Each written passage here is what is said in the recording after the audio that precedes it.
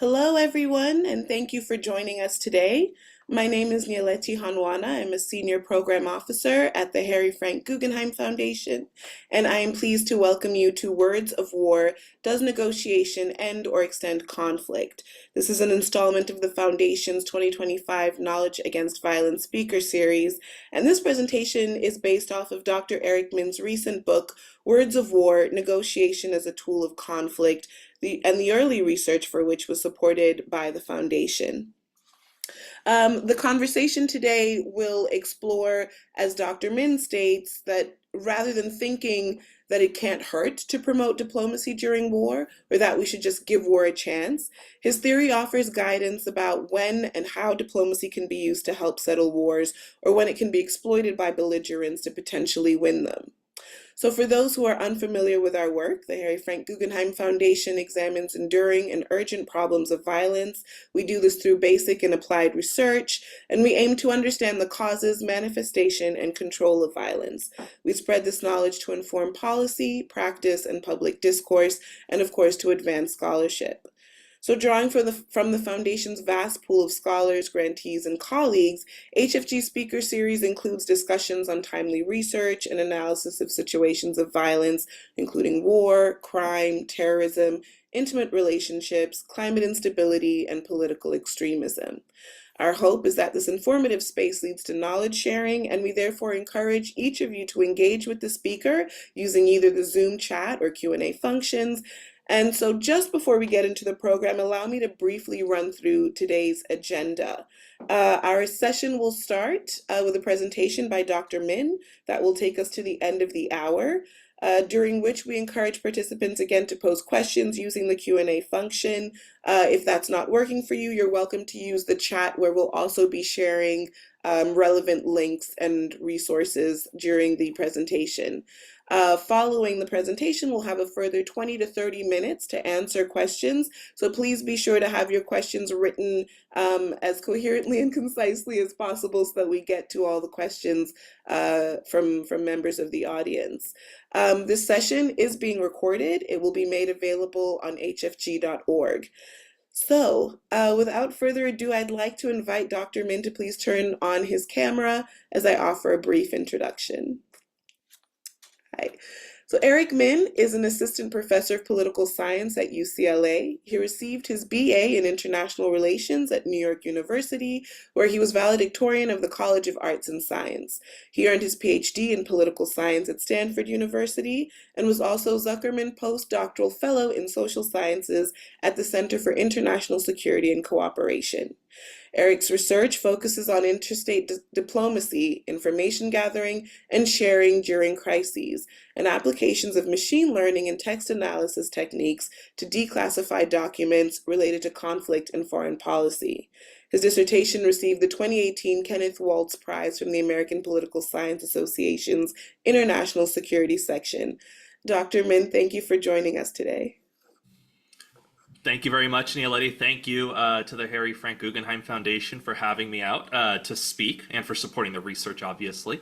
And thank you to all of you for joining in this talk when I'm sure everyone has a lot of things they could be doing during the day. I very much appreciate it. Let me work on sharing my screen so that I can offer some thoughts in written and illustrated form as I go forward in talking about Words of War: Negotiation as a Tool of Conflict, which is my recently published book, and opening up hopefully a discussion about what this might mean in the current day. So I want to kick off this presentation in a manner that's very similar to how I kick off the book, because I think it's a useful exercise, which is to think about two different conflicts and how diplomacy played out in very different ways in these two conflicts. The first conflict I want to think about is the Russo-Japanese War of 1904 to 1905, a conflict between two large empires at the time, historically a very important conflict if we look back on it now. Now, I'm not going to go into great detail about these two conflicts I want to talk about on this slide, but what I think is interesting or relevant for the purposes of this presentation and my book is thinking about how diplomacy played out during this war. Here we have a picture of Japanese and Russian diplomats meeting in Portsmouth to be mediated by President Theodore Roosevelt, in 1905. What's notable about this meeting is how late into the war it really took place. Most of the conflict, the two sides refused to talk to each other as they were fighting. It was only about 95% of the way into what would be the overall duration of the entire war that these two sides met in Portsmouth and started thinking about how they might be able to settle the conflict. Now, because they met pretty late in the conflict, the negotiations didn't take that long, right? The remaining 5% of the war's duration featured conversations by these two sides, and the agreement that they signed, the Treaty at Portsmouth, pretty much codified in swift form, I would say, relatively speaking, what everyone knew, which is that Japan had basically defeated Russia multiple times and consistently on the battlefield over the previous conflict. Now, I want to contrast this experience with one several decades later in the Falklands War of 1982. One of the defining features of the Falklands War is how relentlessly negotiations took place throughout that entire conflict. One example of that is here a picture of Secretary of State Alexander Haig at the time meeting with Prime Minister Thatcher. Now, this is sort of a candid shot, so we don't want to read too much into it, but Prime Minister Thatcher doesn't look particularly happy to see Secretary of State Haig, and that's probably not a coincidence. It probably does mean something deep down, because she was not really interested in diplomacy, but felt forced to engage in it with Argentina over the entire conflict. And the history of diplomacy here is very different. The first time the two sides start talking to each other is 5% of the way into the war's overall duration. And if you look at the entire war, about half of the entire war is spent with the two sides coming to the table and exchanging offers about what kind of agreement they might make. But ultimately, what we know looking back is that none of this diplomacy really made any difference. All the talks that were spearheaded by Alexander Haig or the United Nations didn't go anywhere. And it was ultimately when British troops landed in the Falkland Islands and retook the islands by force that they basically coerced Argentina into signing an instrument of surrender, saying that they had lost essentially through military means. Now, there's a lot of different ways in which these conflicts, differ, obviously, but I think showing them sort of side by side like this indicates that diplomacy plays out in really different ways in different conflicts. And this is something that really interested me and sort of brought me into thinking about what this book was about and leading to this fundamental question of what is the role of negotiations in the midst of war. Now, I think maybe I don't have to justify the importance of this question to an audience like this, but I think it is worth emphasizing the fact that this is a meaningful thing to think about, because in the last 2 centuries, 2/3 of all interstate wars have ended through some form of negotiated settlement. So diplomacy clearly plays an important part in helping to understand how most conflicts come to an end. Now, despite that fact, what was sort of surprising to me in thinking about developing this book, or the path toward it, is realizing that scholars hadn't really come up with a very good explanation for how diplomacy plays out in conflict. Now, I'm coming at this from the perspective of political science and international relations as a subfield in political science. And if you look at scholarship on war and diplomacy in my field, you see that a lot of the cutting edge work, especially a while back, was informal models or game theory. And a lot of these game theoretic models took an approach that's now called the bargaining model of war, where they think about war as this bargain between two different sides with incompatible interests and goals. One of the notable things about many of these bargaining models of war, despite how different they often are, is that many of them either don't really think about negotiations as being a part of how conflict plays out, or if they do include negotiations, they sort of treat them as this costless, constant activity that just happens throughout the entire war. And they often think of it as this mechanical activity as well, where basically, if you look at these models, you have 2 actors with incompatible positions. Over time, their interests and their bargaining positions just gradually converge toward one another, and eventually they get close enough that they make a diplomatic agreement. And what's sort of implicit to all of this too is this understanding or this sort of assumption that diplomacy is this earnest activity, that everyone's trying to make an agreement. It's just a matter of time before they eventually come together towards something that interests both of them. Now, if you look at just those models themselves, they feel really intuitive. They're really clean. They tell a really compelling story. But one of the problems with this understanding of negotiations in war is that they simply do not align with the historical record of how negotiations play out during conflict. Now, in order to try to impress this point a little bit more, I want to use some data on negotiations that I collected for the purposes of this book. And I promise I'll talk more about the data in greater detail later in the presentation as we talk about sort of the analysis I did. But if you're willing to believe these data, then I can show you how much variation actually exists in when negotiations take place in conflict, as well as how long a war is spent negotiating. So if you take my data and you ask the question, at what point in an overall duration of a war did actors start negotiating with one another? You can produce a histogram that looks like this. So when I talked about the Russo-Japanese War, I said, 95% of the way into the war they started talking. In the Falklands War, 5% of the way into the war they started talking. What does that look like for all interstate wars in the last 2 centuries? That's what this histogram shows us. And what you see is certainly there is a tall bar on the right-hand side of this diagram, which indicates that there are many negotiations that take place basically immediately before the war basically comes to an end. So successful negotiations that wrap up the conflict. But there's a huge amount of heterogeneity in when other negotiations take place too.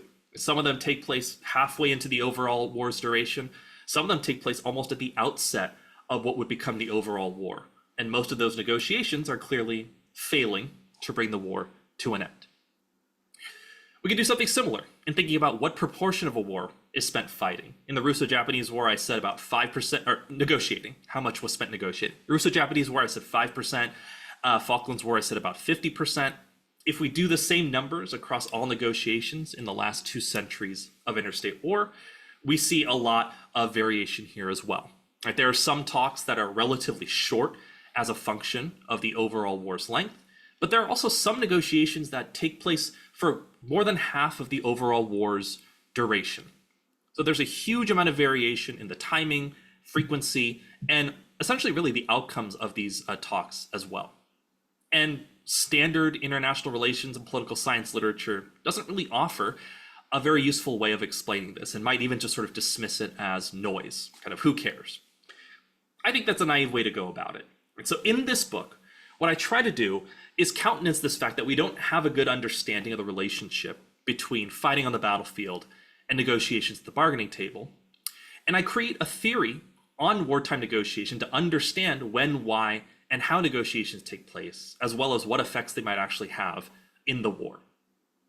And there's a lot of points I want to impress through the book, obviously, but one of the key points that I really try to sort of convey throughout the entire book is this notion that negotiation shouldn't only be seen as a tool that helps to bring conflicts to an end, but also can be wielded as a tool that helps some belligerents manage fight and potentially win these wars as well.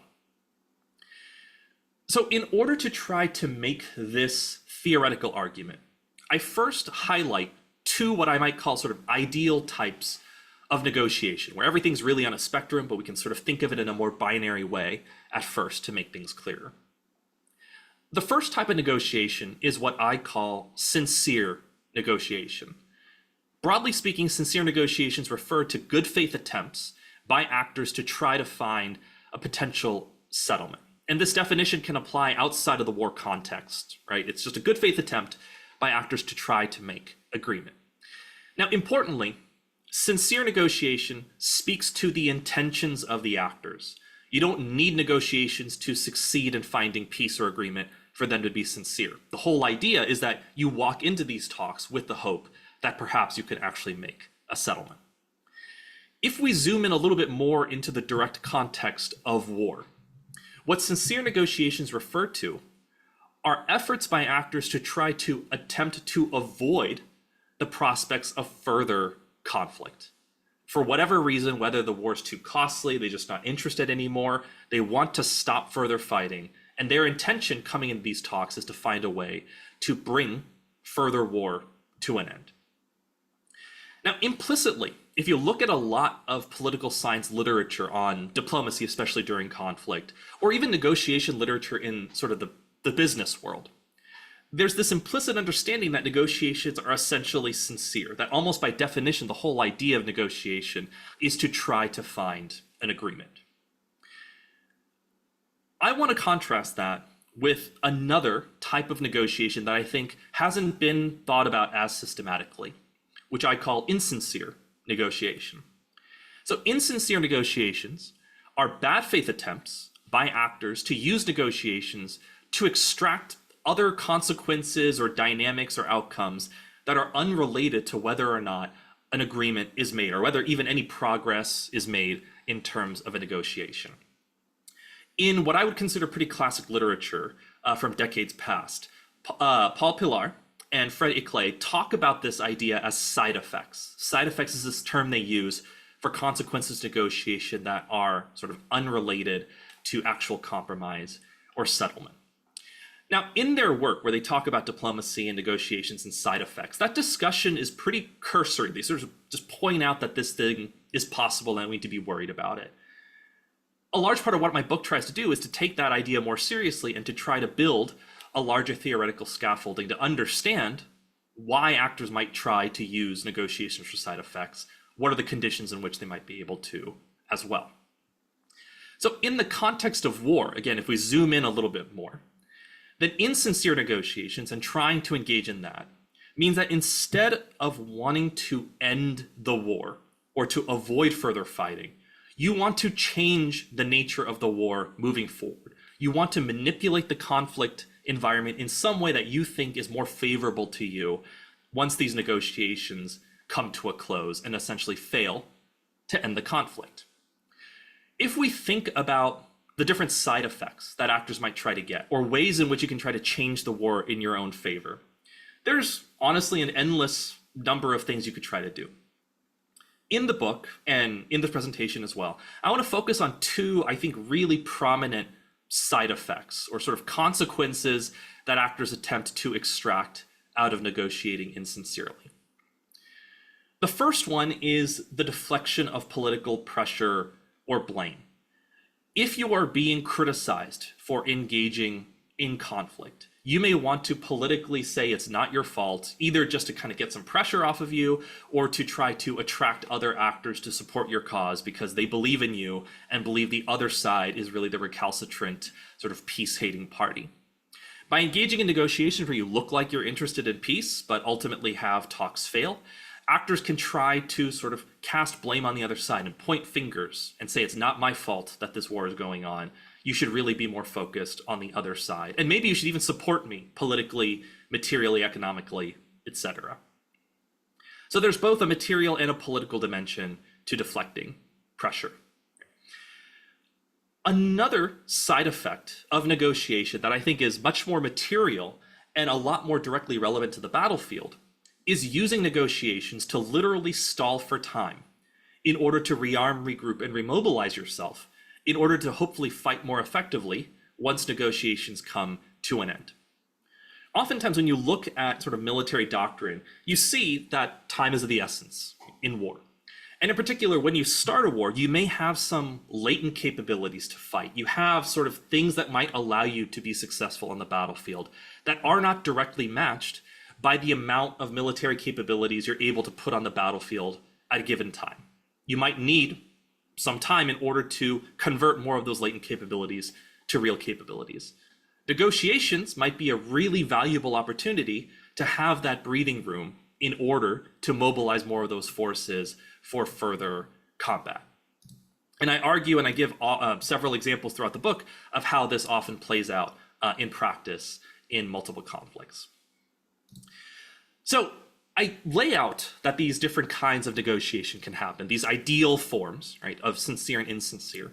So the next obvious question would be to understand when and why each type of negotiation might be used. So in order to think about that, we need to lay out some more theoretical scaffolding. And I start this theoretical scaffolding by first acknowledging the fact that most of the time in war, belligerents don't talk to one another.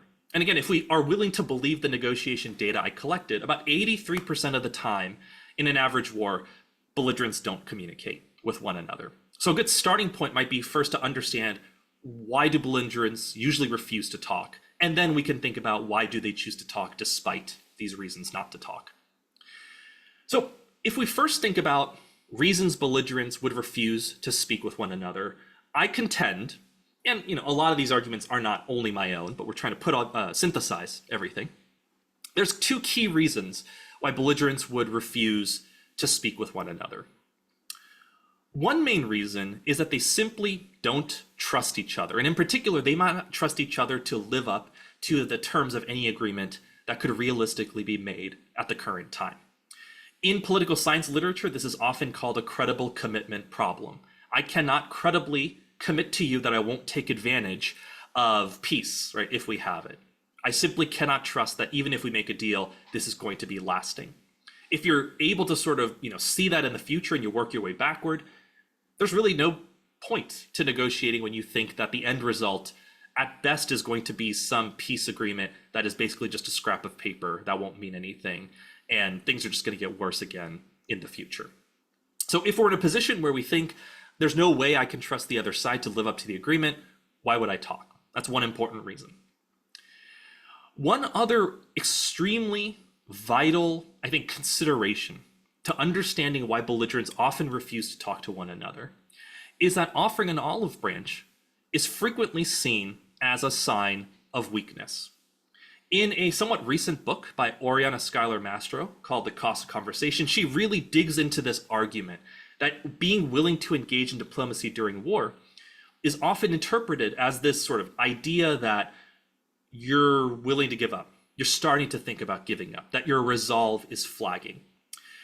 And if the opponent thinks that that's true, that might embolden them to fight harder because they think sort of the end game is at hand and maybe they can get more out of you because you're clearly weak.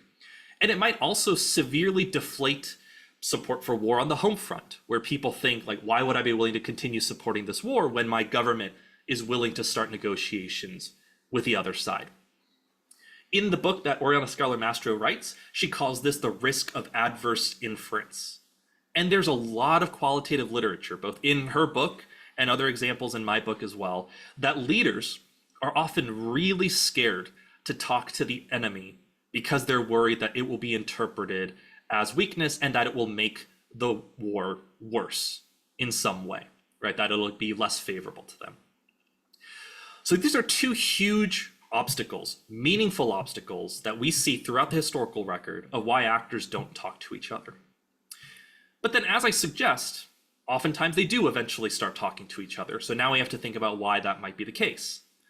And this brings us back to the two forms of negotiation I talked about previously. One obvious reason you would choose to talk despite these challenges is you need to stop fighting, right? You cannot withstand further fighting. It's not worth it anymore. And you want to negotiate a conclusion to the conflict. That leads us back to engaging in sincere negotiations. But one other key reason why actors may choose to talk is to use negotiations to try to redirect the war in a more favorable position from their perspective. And that brings us back to this notion of engaging in insincere negotiations.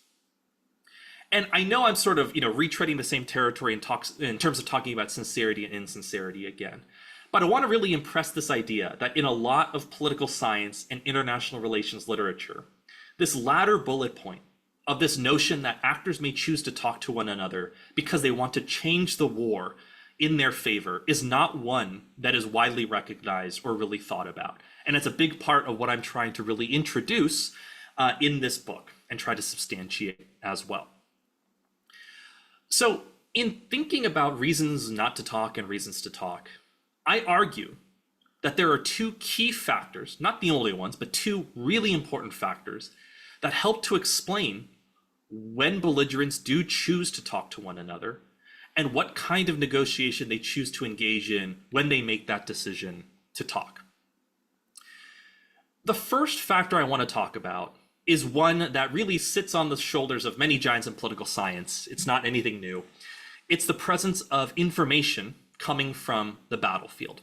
This idea is prevalent in international relations literature. Many people in IR, as I might call it, think about war as being a a result of incomplete information, a lack of understanding of each side's relative capabilities and resolve. And that one of the reasons wars start is because actors have incentives to misrepresent their private information about how strong and resolved they are. And war is this costly and brutally honest way of revealing real, true information about each side's relative military capabilities and willingness to fight.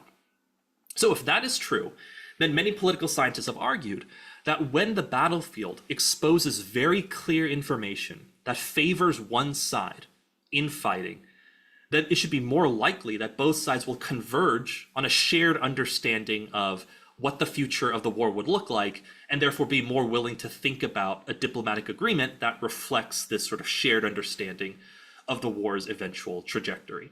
So, in the language of my theory, the more the battlefield clearly reveals that one side is favored in fighting, the more likely it is that any talks that take place at those moments are going to be sincere efforts to try to terminate the conflict, because one side doesn't want to withstand any more of those costs, maybe it can't, and the other side, even if they're victorious and doing well, may think, I've gotten all I want, or I don't want to suffer any more costs relative to what more I can gain. I'm more willing to talk sincerely with the opponent. So battlefield information is factor one. The second factor is what I call latent external pressures for peace. These are the sorts of tools, organizations, institutions that can be activated by third parties to try to push belligerents into engaging in diplomacy with one another. There are a variety of different things that might constitute latent external pressures for peace. For example, one might be the advent of the United Nations, right? Sort of this fixed peace lobby that is attempting to promote the maintenance of international peace and security. We might have international laws about humanitarian conduct in war. We might have international norms like the territorial integrity norm, this idea that it's wrong to change territorial borders through force. We have atomic weapons. We have the advent of a huge network of alliances that try to deter conflict. Right? We have all sorts of things that are out there outside of any one conflict that might be triggered to bring belligerents to the table. Now, if we live in a world where such latent external pressures for peace either don't exist or are very weak, so there's not really many third parties that can easily and actively sort of push belligerents to talk to one another, then I argue that we exist in a world where the cost to negotiation remain extremely high, where the risks of adverse influence that I talked about on the previous slide are incredibly potent. In those moments, leaders will be very reticent to try to talk to one another. And in those cases, if negotiations take place, they take place only because they're absolutely necessary, because a belligerent thinks the costs of looking weak are less than the cost of actually continuing the conflict. So if talks happen in an environment with very low latent external pressures for peace, first, they shouldn't happen that often, but when they do happen, the chances of them being sincere efforts to end the war are extraordinarily high. In the book, I try to outline this argument visually using this figure. So on the x-axis, we have battlefield information, which could increase as we go rightward, right, in terms of one actor being more and more successful on the battlefield. And what I'm trying to convey in this figure is that when there's low latent external pressures for peace, the more battlefield information you get, the higher the likelihood becomes that negotiations will take place. But prospects of negotiation are not that high to begin with. I also want to impress this idea that most negotiations in this environment should be sincere for the reasons I outlined before. There can be opportunities to engage in insincere negotiations, but those opportunities are much harder to come by when the act of negotiating is so politically costly for a belligerent to engage in. Now, I want to contrast this to a world that has high latent external pressures for peace. So now let's consider a world where third parties are constantly at the belligerent's doorstep, sort of knocking on the door, telling them, you need to talk to one another. I need to get you to the bargaining table. I'm going to be really mad at you if you don't come to the bargaining table. I might punish you in some way if you're refusing to negotiate with the other side. In that world, the costs to negotiating become extremely low. And in fact, there might be costs to avoiding negotiations. And ultimately, the act of negotiating no longer signals weakness in the same way. Because in that instance, you are not the one offering an olive branch. It's more like you're just sort of acceding to the will of the international community and being willing to sort of humor their request for you to come to the bargaining table. I argue that this has a couple really important consequences on what happens with negotiations in war. The first consequence is that talks will often happen regardless of what's going on the battlefield. So sort of the relationship between battlefield activity and negotiations becomes quite decoupled. What this also means too is that you open the floodgates for belligerents to be able to talk and negotiate with each other in instances they might not have been able to if there were no latent external pressures for peace. So basically you're giving them an opportunity to just use negotiations for side effects, to lean into insincere negotiations and to engage in them more, not to end the war, but to reshape the war and use it as a tool that they think might be useful in improving their prospects in the conflict. We could try to visualize that argument here on the right-hand side on this slide. And importantly, you should contrast this with the low latent external pressure figure on the left. So when we have high latent external pressures, battlefield information has very little bearing on the prospects of whether negotiations take place. Negotiations just happen more frequently throughout for the reasons I've discussed. Secondly, you see that there's a huge window of opportunity for insincere negotiations to happen much more frequently. Now, as the battlefield does expose more information that one side has an upper hand, the likelihood of negotiations being sincere does increase, as shown on the diagram.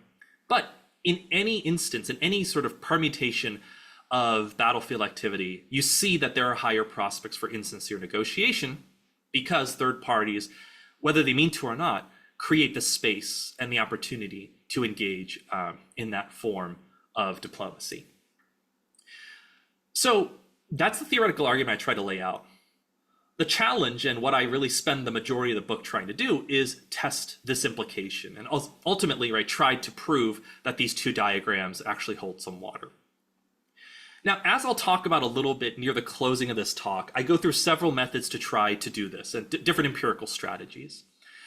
But arguably, I think the most sort of unique one that I bring to the table in this book involves collecting quantitative data on over 1,700 battles and 189 uninterrupted periods of negotiation across 92 interstate wars in the last 2 centuries. And this is where the Harry Frank Guggenheim Foundation was extremely important in helping to make some of this research happen. So thank you once again for that. Now, I'm going to talk about these data just in very brief passing, giving you just sort of the key things you need to know in order to move forward, but I'm happy to talk more about these data in the Q&A if people are interested. So first, in looking at all battles I could find for these 92 interstate wars in the last 2 centuries, and to be clear, this goes from the Franco-Spanish War of 1823 to the invasion of Iraq in 2003. That's what we're covering here. I first refer to several encyclopedias, dictionaries, references that military historians have made about battles across these wars. They're written as narratives, and basically I converted these narratives into quantitative data, where for each battle, I basically coded whether or not the battle was won by the initiator or the target. And again, we can talk about what victory means if people are interested in the Q&A. For now, I'll just show you that the breakdown of victories by initiators and targets is relatively even, with a slight advantage for targets, especially near ends of conflicts. So battle data was able to be collected using these sort of reference books and efforts people have made to try to collect this information in some form of compendia. There was a much bigger challenge, honestly, when it came to collecting data on negotiations, because to my knowledge at the time, no one had attempted to create a data set, a single resource that tried to catalog every single moment of negotiation during these 92 interstate wars. So to collect that, I went through several hundred resources, primary source documents, diplomatic cables, newspapers, historical texts, books about individual conflicts, to try to find what were the individual days during which belligerents from at least one side, right, of each of the on each side of the conflict, exchanged offers with one another through formal representatives. And for each day, I was able to code either 0 or 1. Was there such negotiations, or was there not? Ultimately, this came together into, as I said, 189 periods of negotiation, sort of 189 discrete efforts at talking between the belligerents. But another way to think about it is at the daily level. Essentially what I find, and I sort of alluded to this statistic earlier in the talk, is that about 17% of all war days are spent negotiating between the belligerents, and about 83% of days are spent not negotiating. As I'll show you later, there's variation in how these proportions play out across time, but this is sort of the top line statistic on patterns of negotiation. So with these in mind, we can do a little bit of analysis. And in fact, I want to talk a little bit about that sort of temporal variation in negotiation that I just alluded to a few seconds ago. One thing that really interested me when I collected these negotiation data was trying to understand, were there any inflection points or changes in patterns of diplomacy during war? One way I attempted to address this was to use something called a structural break test. Basically, looking at these negotiation data, what does a model say is sort of a moment where patterns of diplomacy seemed to systemically change? What was really notable about this analysis is that the year 1945 constantly came up as a clear turning point for the frequency of wartime diplomacy. And there's a variety of different ways I can sort of illustrate this point. One is to think about top line rates of negotiation. I just showed you that about 17% of days of war are spent negotiating as a whole.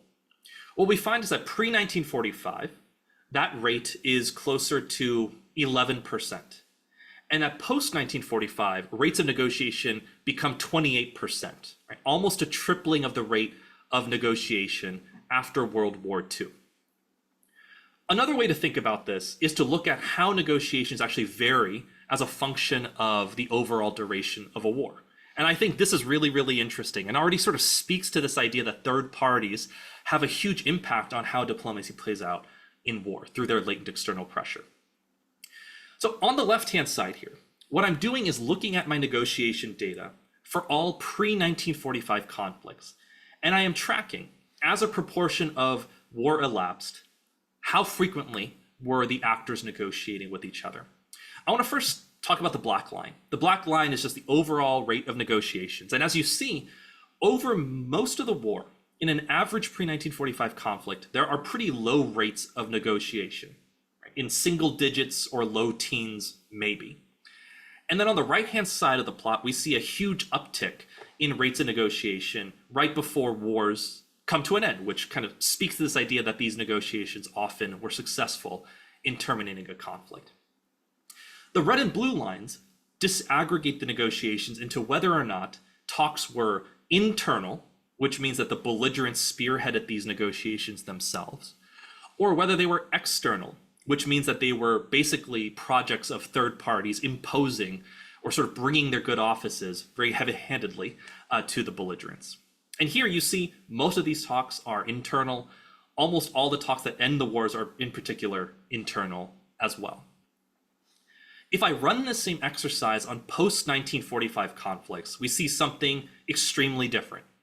Here, throughout the entire conflict, you see pretty moderate rates of negotiation throughout the entire war. And what's even more notable is the different composition of internal and external talks. You see a huge swing, relatively speaking, in the rate of external talks at the outset of these conflicts. Almost all negotiations at the start of these wars are spearheaded by third parties. But ultimately, many of them fail. And at some point, the rate of internal and external negotiations becomes relatively even, and at some point, diplomacy brings some of these wars to an end. But we see a much weaker connection between negotiations starting and negotiations actually bringing conflicts to a close. So already, the year 1945, I think, really speaks to changes in diplomacy. And in my book, I really lean on 1945 as a way of looking at changes in latent external pressures for peace. Because a big part of my argument is that the post-1945 liberal international order sort of created a huge amount of latent external pressures for peace that bring belligerents often to the table when they're not interested in negotiating. So with that in mind, I can also try to do a much more systematic analysis of my theory. In order to do that, I need to create quantitative measures for the quantitative aspect of the book. Quantitative measures of latent external pressures for peace and battlefield information. I use two different methods to try to measure latent external pressures for peace.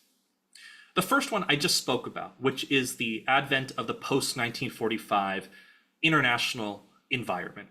I am not alone in saying, like many political scientists have said, that 1945 was a turning point in the existence of institutions that were primed to try to promote peace over conflict. And a big part of my argument is that post-1945, the average war experiences far more latent external pressures for peace than the average pre-1945 war. And I use that as a pretty blunt instrument to try to test for the effects of latent external pressures for peace. Another strategy that I use in the quantitative analysis is differentiating what might be called major power wars from minor power wars. The logic here is that if a major power is a belligerent in a conflict, they might be slightly more immune from latent external pressures for peace relative to wars where all the belligerents are non-major powers. So I use that as another way of trying to test for the effects of latent external pressures for peace. Next, we need information on battlefield information and how clear information is favoring one side.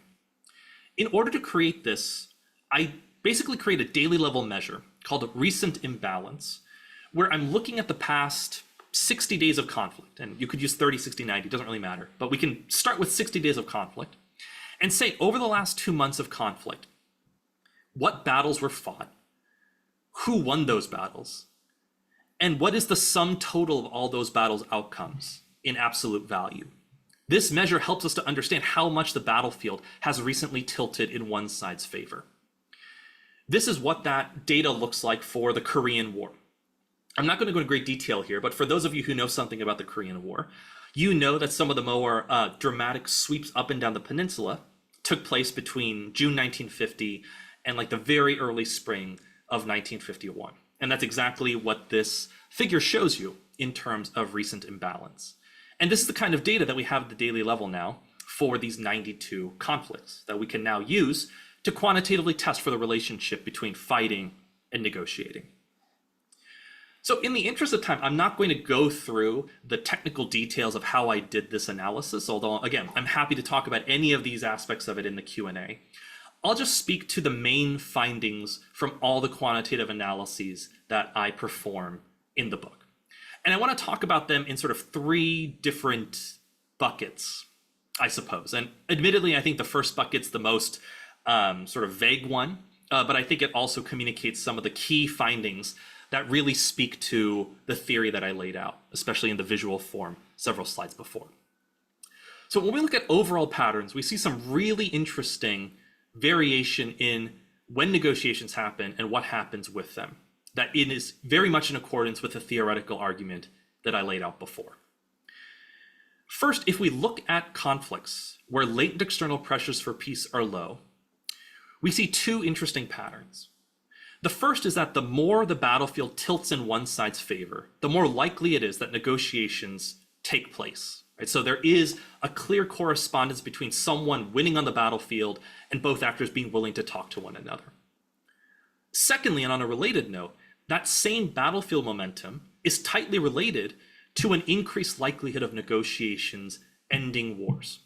So basically what we're seeing is that if a war takes place in an environment with low latent external pressures for peace, then if one side clearly is faring well on the battlefield, that makes it very likely that talks will happen and that those talks will terminate the conflict.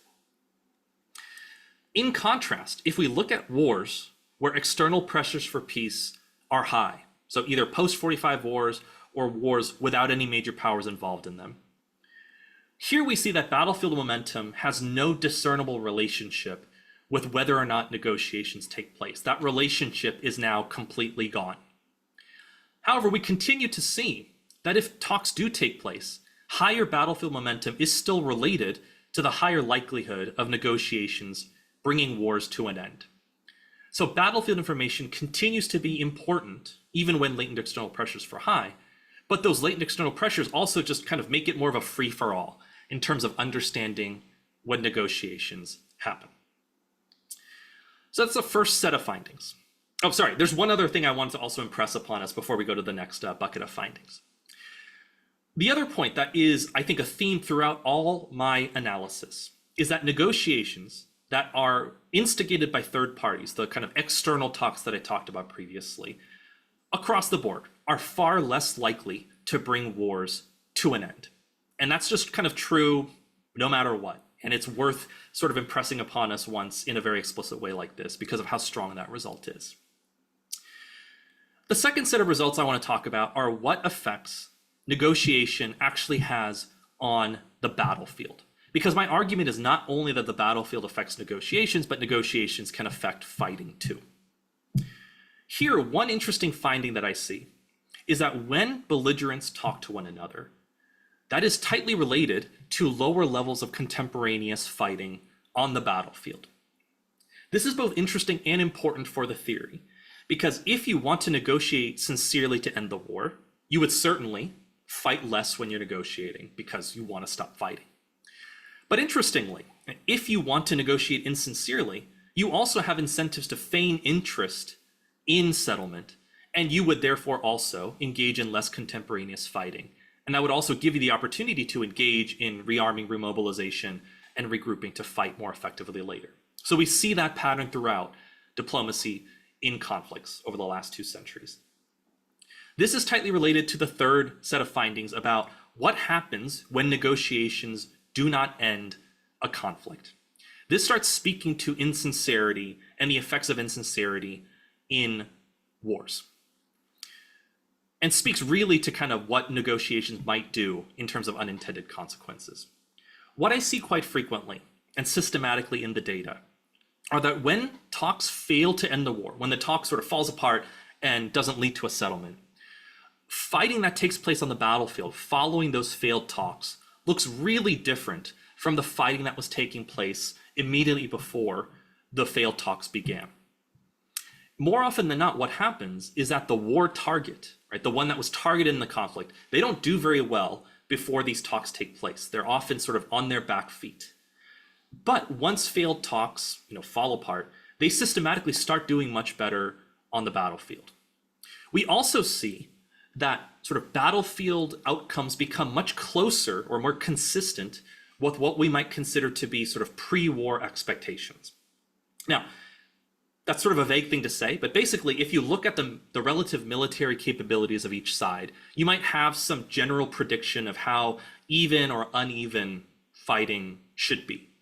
What's notable is that those sort of predictions we might have about how successful each side is based on their latent military capabilities, that's what we start seeing after talks that have failed to bring a war to an end.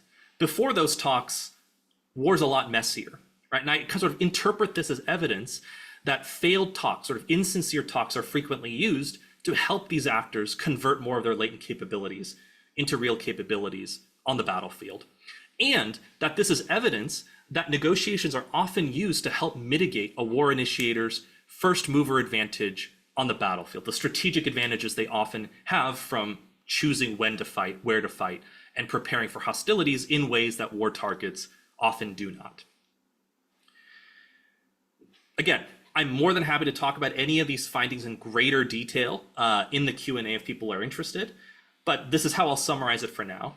And once again, sort of highlight the fact that this is very consistent with the theory that I laid out in terms of why negotiations happen when they do, and the importance of understanding negotiations as something that can affect conflict rather than something that's only affected by conflict on the battlefield. So, as I suggested, I think earlier in the presentation, the quantitative analysis is one of the big contributions of this book in terms of not only substantiating my argument, but trying to help inform research on conflict and international relations scholarship. But it is only one part of a broader array of methods I attempt to use to substantiate the argument. So I've just wanted to kind of highlight what this book covers. First, obviously, it has the theory, which I tried to communicate in this talk, and hopefully I was successful in doing so. But I want to mention that I also performed several in-depth qualitative case studies to really understand the strategic logic of belligerents in choosing when to talk, why they talk, whether they try to be sincere or not, and what effects they have on the battlefield. So there's several shorter case studies of the Greco-Turkish War and the Turco-Cypriot War, sort of a comparison of two wars with two similar belligerents. We have the 1849 War of the Roman Republic, a really interesting case of insincere negotiations, and the 1995 Cenepa Valley War, which showed how negotiations were used as sort of a PR campaign by both sides. There's a standalone chapter as well on the first Arab-Israeli War from 1948 to 1949. And I make the case there that insincere negotiations were not only important and interesting, but may have been vital to Israel's successes and ultimately its survival as a young state back at the time. Chapter 6, I also wanted to note as sort of an interesting chapter about the Korean War. This chapter has certainly a qualitative analysis of why the UN command, basically the US and South Korea, negotiated the way they did, why the communist delegation of North Korea and China negotiated the way they did. But this is also paired with an archival quantitative analysis where I digitized the full records of negotiation transcripts from this war, as well as daily military operations reports that were filed by the UN command on every single day of the war, in order to compare how fine-grained variation in battlefield activity affected the negotiation behavior of these two sides. So I used text as data analysis and machine learning methods to create measures that allow us to see that my theory ultimately also holds water in understanding variation in negotiation behavior at a really granular level within individual conflicts. So to start kind of bringing things to a close, I also wanted to talk a little bit about what this might mean for current conflicts. And certainly, obviously, we can talk more about this in the Q&A as well. I'll start by talking about Russia, Ukraine. I'll also note here that I wrote a piece on this, an in-practice piece for the Harry Frank Guggenheim Foundation that was published back in March. So I'll try to, I think, summarize some of those points here as well, but you're free to look at it in greater detail if you're interested. With respect to Russia, Ukraine, I think one of the clear things that's becoming more evident right now is that the Trump administration's efforts to try to bring an end to the war, whether it's on day 1, day 100, or ever, are not going to be successful. And certainly we've seen the Trump administration or President Trump back away from this in a meaningful way, perhaps, right, in the last couple days. But ultimately, probably the biggest impact of the Trump administration's efforts to push for diplomacy during this conflict has just been to help shift blame rather than to reach settlement. If anything, Trump's been much more vocally sort of opposed to Trump in the last few days, but throughout the entire effort, the Trump administration has been highly critical of Zelensky and Ukraine and sort of blaming them for being the recalcitrant party in this conflict and sort of setting up an unfavorable political environment for Ukraine in the conflict. Ultimately, no matter whether it's the United States or other third parties that try to intervene, one of the biggest challenges in bringing this war to an end is that the belligerents' goals haven't really changed. Right? Russia continues to basically want all the territory it's gotten, if not more. It wants NATO out of Ukraine. Ukraine wants its own security, understandably. And those goals have not been affected by the war, and certainly aren't going to be affected by third parties simply asking them to change their minds. In addition, despite everything we've seen on the battlefield, the two sides have no reasons to believe that any peace agreement that would be made in the current situation would be durable. In particular, Ukraine might be worried about making an agreement that they think would be reneged upon in relatively short order. Now, there are technically ways that you could get around this by trying to establish greater security, both for Ukraine and maybe some assurances for Russia too. However, any durable agreement that actually meaningfully makes the two sides think that a deal could work out require a lot more material commitment than any third party, I think, has been realistically been willing to offer, at least up to this point in the war. So simply getting them to talk is not going to make them change the strategic situation where they do not trust one another and don't believe that the war would actually meaningfully end. I think it's a relatively similar story in some ways when we think about Israel-Palestine, and especially the negotiations between Israel and Hamas. Here, I will point out that I published a piece in Foreign Affairs Online about Israel-Hamas back in July of 2024. And obviously, a lot has changed since then. I was talking about the Biden administration and their efforts. But honestly, I would actually say that the situation's not all that different right now in 2025 compared to 2024. We have seen insincere negotiations be practiced by both sides throughout the entire conflict, where they'll feign interest in diplomacy, pull back from it, and then blame the other side for being the one that's not pulling through and pulling their weight in trying to bring about peace. Ultimately, most of these efforts have been the brainchild of the US, Egypt, and Qatar. Right? They've been trying to mediate this conflict throughout the entire war. But ultimately, they haven't been super successful. And I think one of the main reasons they haven't been successful is that a lot of their mediation efforts and the proposals they've put on the table have kind of remained the same since the very beginning. They haven't been responsive to what's been going on in the war. It's just sort of been the same general idea over and over and over. And if you're not adapting to the war, there's a very low likelihood that that peace is going to actually be meaningfully sort of understood or abided by both sides.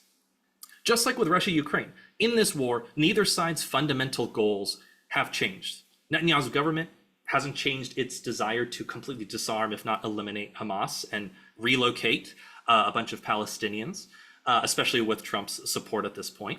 Hamas wants to remain as an entity. It doesn't want to be killed off. It doesn't want to be de-armed. And neither side would believe that any diplomatic agreement that is struck by these mediators would ultimately last. One thing I do also want to sort of point out with respect to this conflict is that there's a lot of mediation literature in political science, which actually points out that as much as we might think unbiased mediators are always the best ones to bring about peace, it's often biased mediators that are clearly on one side's favor that might actually be more successful in getting wars to come to an end because maybe they're better at sort of convincing their friend to reconsider what they're doing. In some ways, that might make it seem like the US is in a good place to bring the war to an end. And certainly, there are material things they could do to change Netanyahu's government's attitudes toward the war.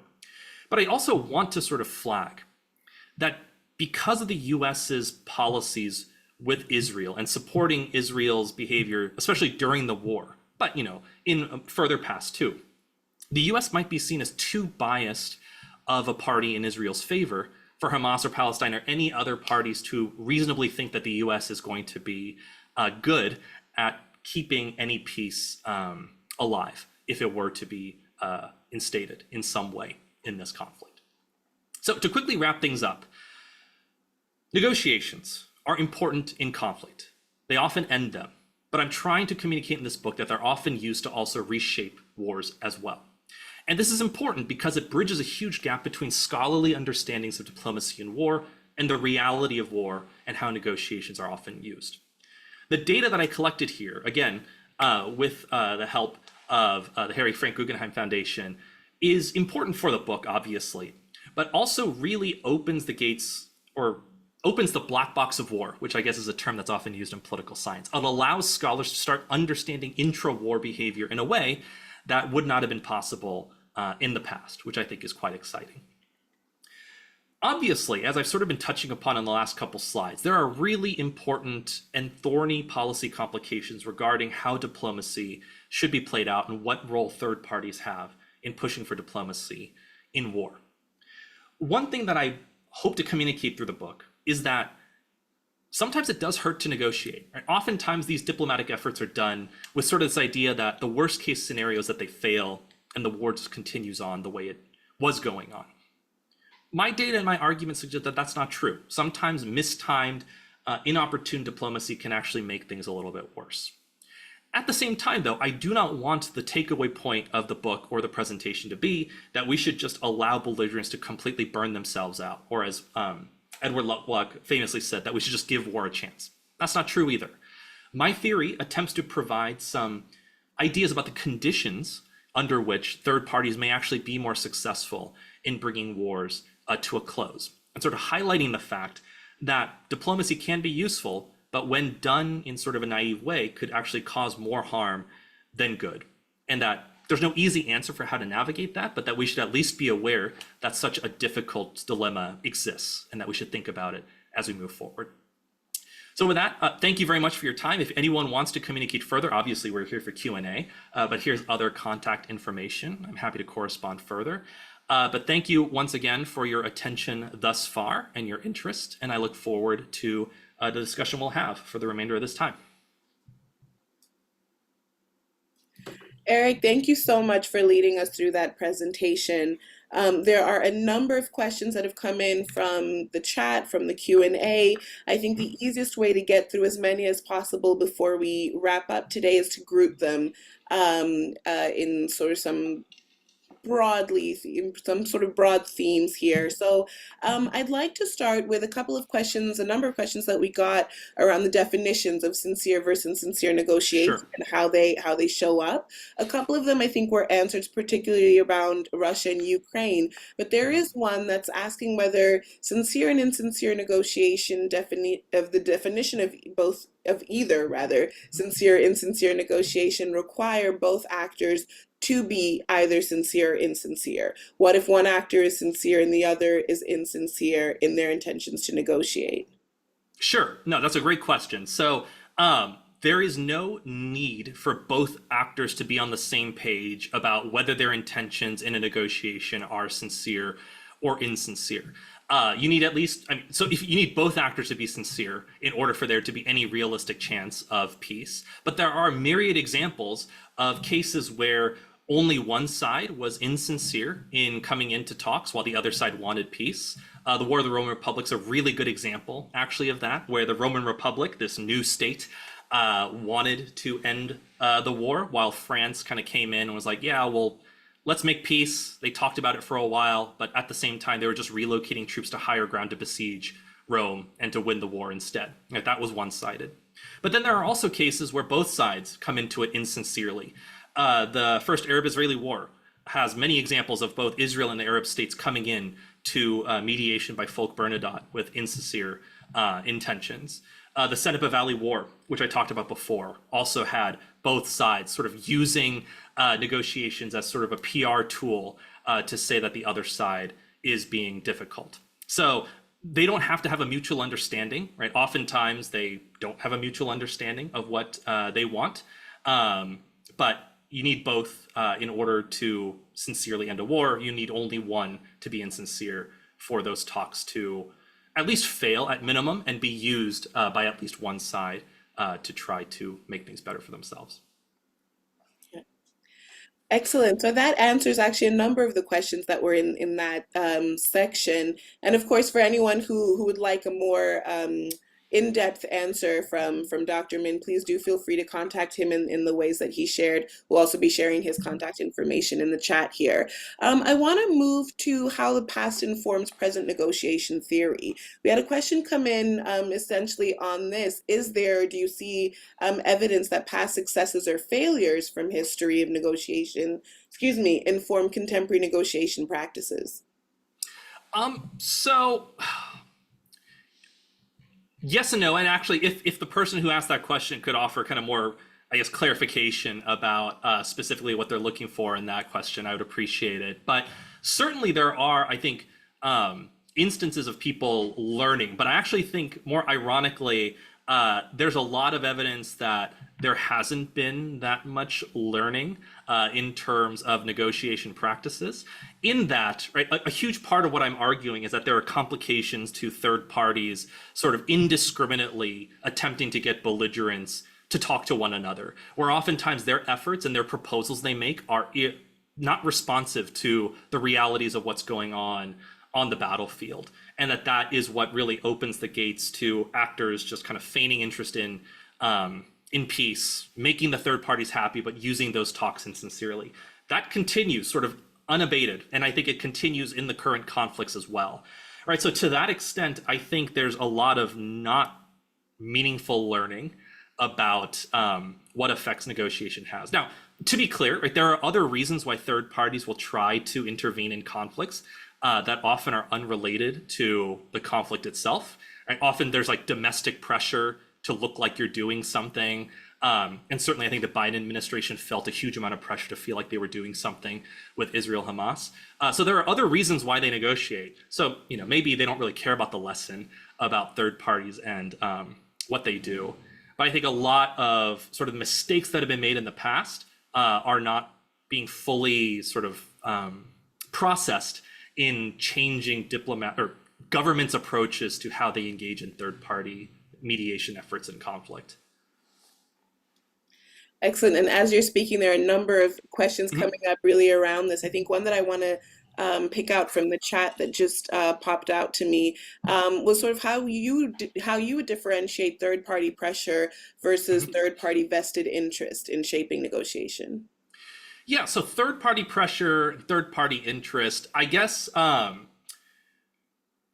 third party third parties get involved because they have some sort of interest in the conflict. But the one thing that I'm trying to differentiate, and one of the reasons why in the book I talk about sort of latent external pressures for peace, is I'm trying to sort of tease apart specific third parties and sort of their decision to intervene in a conflict from sort of just this like infrastructure that generally exists that allows for third parties to try to place pressure on belligerents more easily.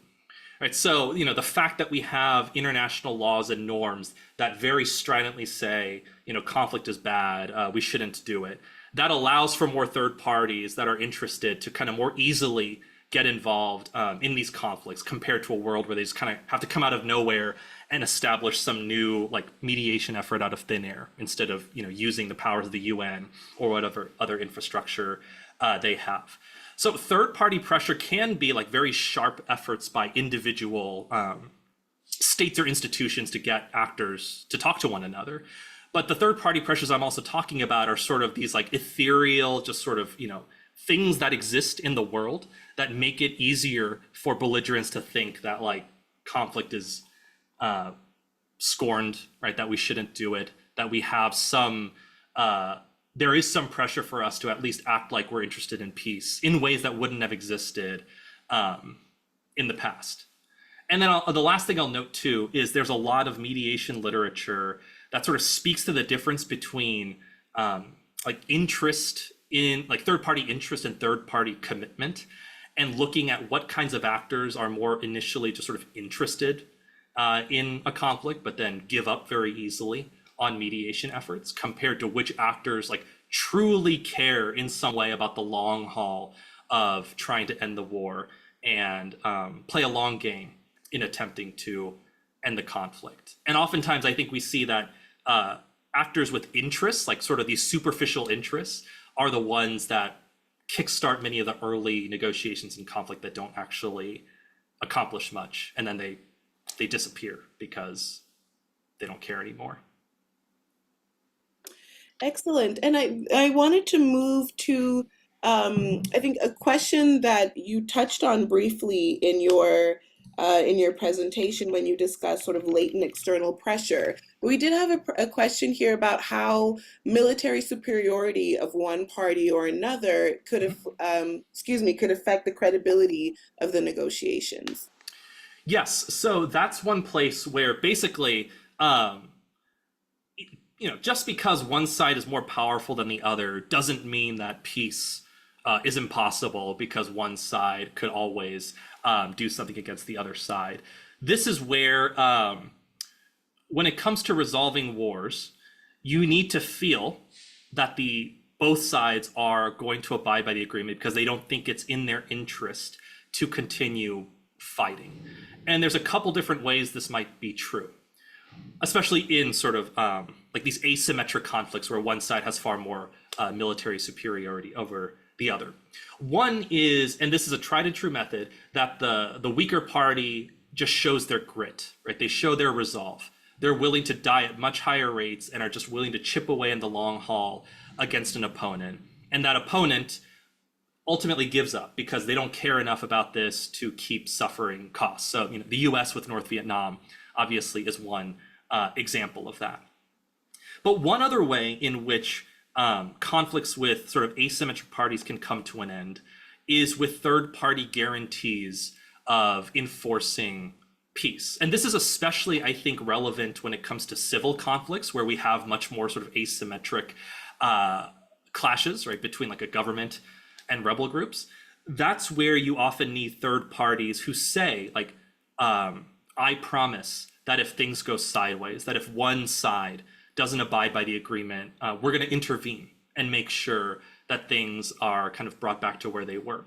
That sort of touches upon what I was talking about with the Russia-Ukraine case right now, where maybe part of what would be necessary to make both sides believe that peace is stable would be this form of security guarantee. Now, whether that security guarantee is like tripwire forces, on the border, or just sort of a standing like EU force of some kind, I won't get into that. I don't know. But those would be the sorts of things that you might need to bring the war to a close. But those are also really expensive, right? Politically and materially. And you kind of need it forever in a sense. And many third parties, are not interested in forever commitments in terms of security for third parties. So that's why, things are so difficult, especially when it comes to sort of these asymmetric conflicts in terms of trying to end the war with peace instead of having the more powerful party eventually just militarily defeat the weaker party. Yeah. We have a number of questions that came in sort of around peace agreements and post-peace. So I want to start with a question here on whether you've got any data on what happens after a peace agreement is signed and those who oppose the agreement take power. Sure. So I will say, like, I don't have that, but I can speak to some scholars that have researched this, I think, a little bit more, and hopefully you'll find that interesting. And I think a lot of it actually does dovetail with many of the arguments that I'm making in the book. One of the more notable pieces that sticks in my mind is by two scholars, Suzanne Werner and Amy Yuen, who wrote something called like Making and Keeping Peace. I apologize for not remembering the exact title, but it's in a journal called International Organization from 2005. And basically they look at the durability of peace agreements and trying to understand, peace agreements are made, actors stop fighting. What helps to explain why certain peace agreements are far more durable than others? And it looks like, thank you, Neil, for finding that. I think that's exactly right. So that piece basically says kind of what I argue in this book too, which is that there are two factors that help to explain why certain peace agreements fall apart more quickly. One is that third parties basically made the agreement for the belligerents. And the other factor is that the battlefield was sort of interrupted, that they weren't allowed to sort of fight to reveal more information to one another. So they sort of end the war without a clear common understanding of what the war would actually have looked like if they had fought. And that those tend to be the ones that fall apart much more quickly. We also do see evidence that sometimes, so there was a mention of when new leaders, I think, come into power and how that affects peace.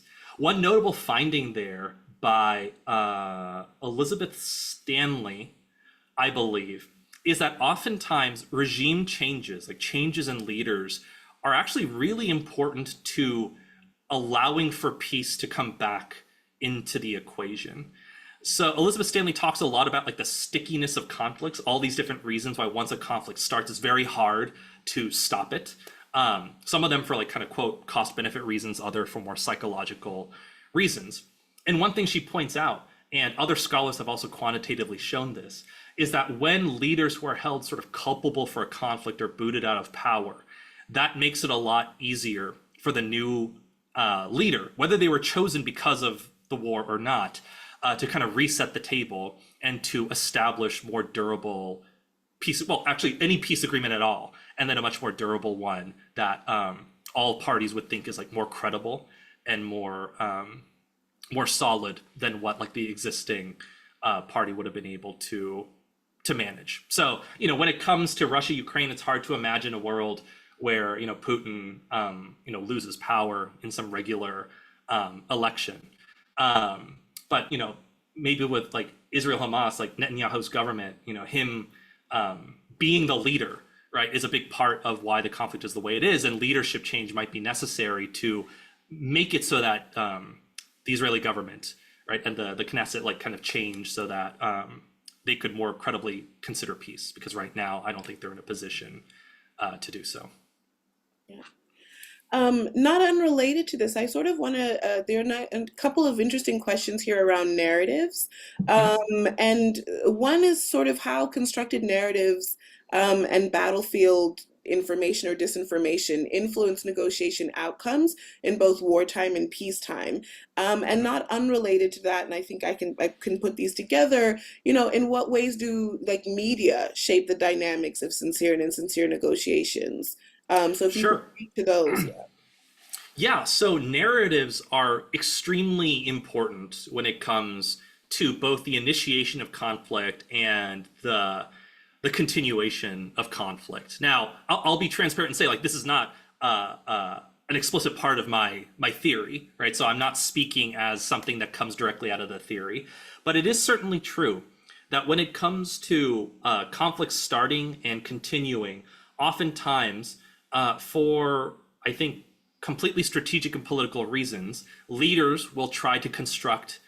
Well, okay. So sometimes leaders will intentionally do it. Other times, sort of through kind of nationalist fervor, people will kind of construct these narratives about who they are, the pride of gaining some kind of land, the shame of losing, like Alsace-Lorraine, for France, and like that this is our land. It's something we need to take back.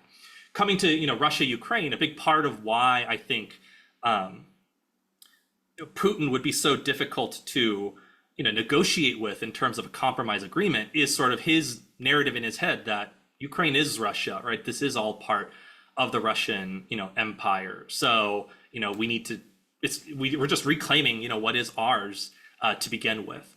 All right, so I think a lot of that does influence often both like the unwillingness to negotiate, because like why negotiate over something that is non-negotiable in a sense, because we've sort of constructed this narrative that this is ours and there's no compromise about it, but also like allowing for more use of insincere negotiations where I'm going to use these kind of diplomatic talks that are being foisted on me to try to realize these goals I have that are consistent with sort of these narratives about whether I deserve this land, or what this land or this issue means for me. So those narratives are sort of this like constructivist psychological angle that I think add to the difficulty of resolving conflict, because a lot of my sort of perspective in this book is sort of what we might call a more like rational choice approach of like cost benefit analysis, almost like how would two robots, if they were robots, think through conflict. But psychology and constructed sort of ideas about culture and narratives of who we are lay on top of that, and only make things harder. So it's already bad enough without this, and then you add it on top, and I think it makes it obviously far more challenging. Yeah, absolutely. I think there are a number of questions around exactly that, sort of the Hmm. cost of war. So going to your robot analogy Hmm. here, Hmm. we've got a question that's asking, what is the difference in wartime costs, for example, casualties and damage when external pressure is low Hmm. versus high? So when external pressures are low versus high. So I would say that one of the interesting things that has happened, sorry, it's a political scientist thing to say interesting when it's like a terrible thing. But one of the kind of findings we see is that because of sort of these like latent external pressures for peace and sort of this aversion to conflict, right? In a sense, this normative feeling and this legalistic feeling that war is wrong. That one way that some belligerents have adjusted to this is to try to make wars shorter, right? They're trying to kind of get something more quickly and then bring it to an end before a lot more weight is sort of placed on these belligerents to stop fighting.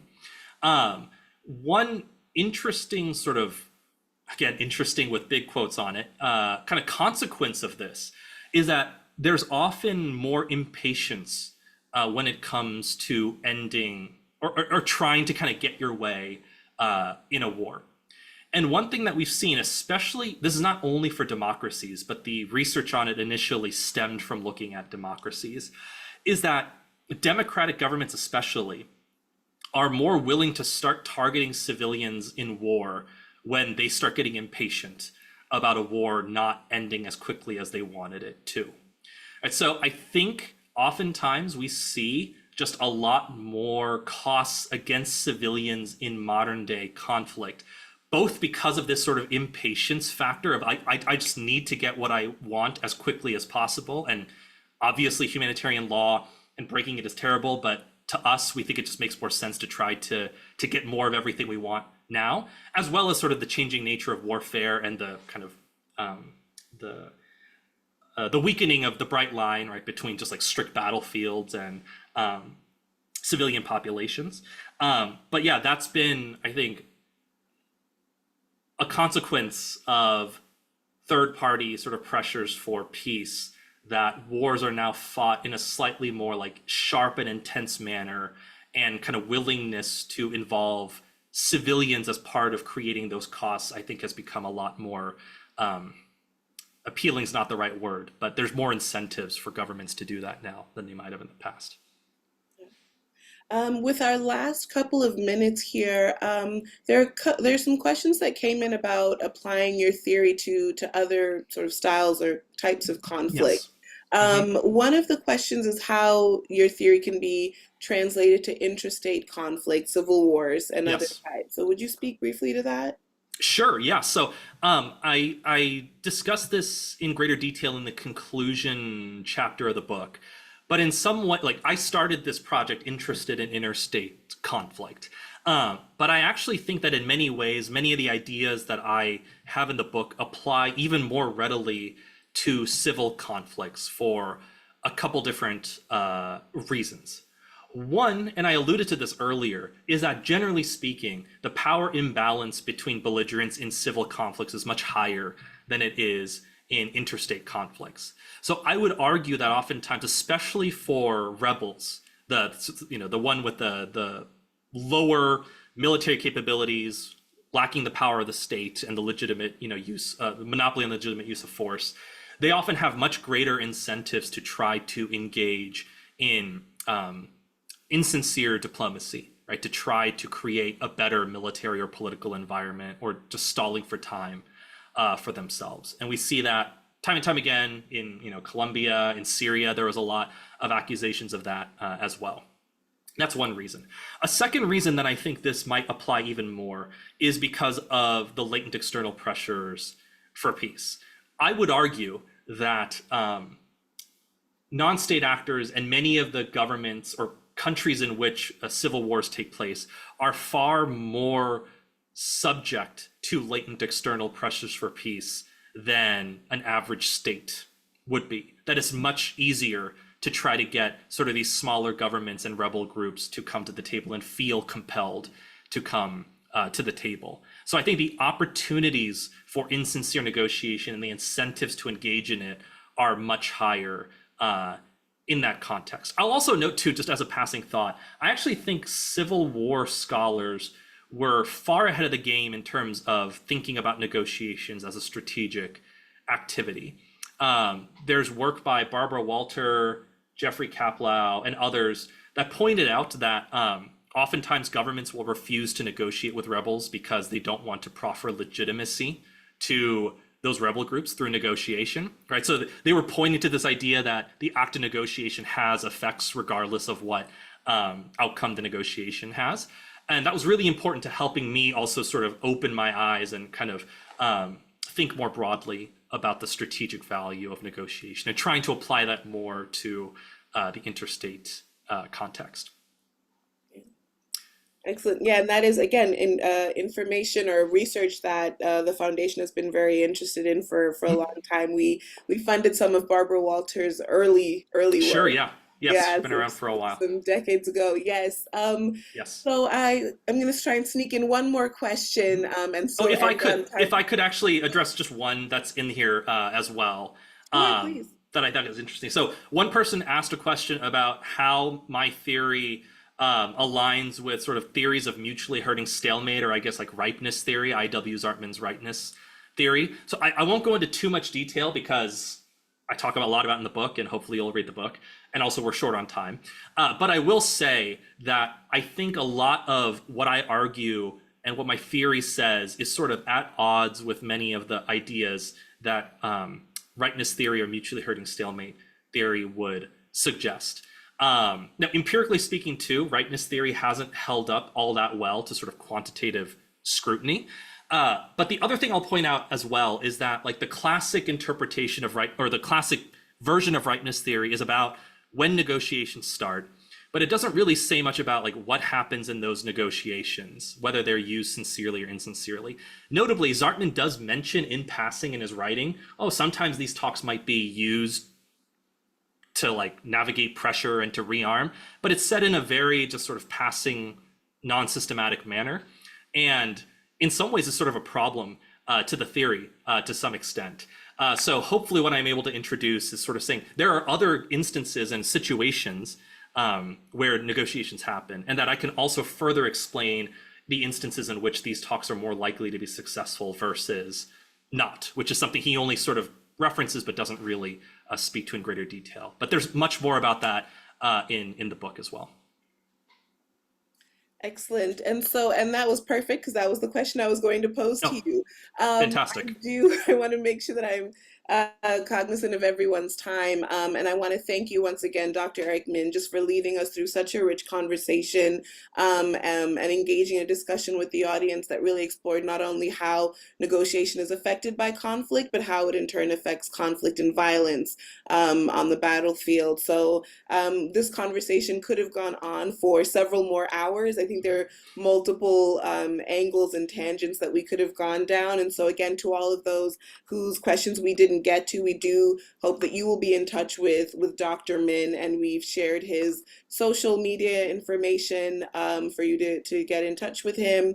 I do have the duty of bringing us to a close and thanking not only you, Dr. Min, but everyone that joined us today. This video, along with a summary of the discussion, will be made available on hfg.org. Please, we encourage you to follow HFG on our social media platforms for more information about our speaker series, other events, publications, and grant and funding opportunities. You can follow us on Twitter at HF Guggenheim and on Facebook and LinkedIn at Harry Frank Guggenheim Foundation. Thank you all, and we hope to see you at the next installment of HFG's Knowledge Against Violence speaker series. Thank you, everyone. Thank you very much, everyone.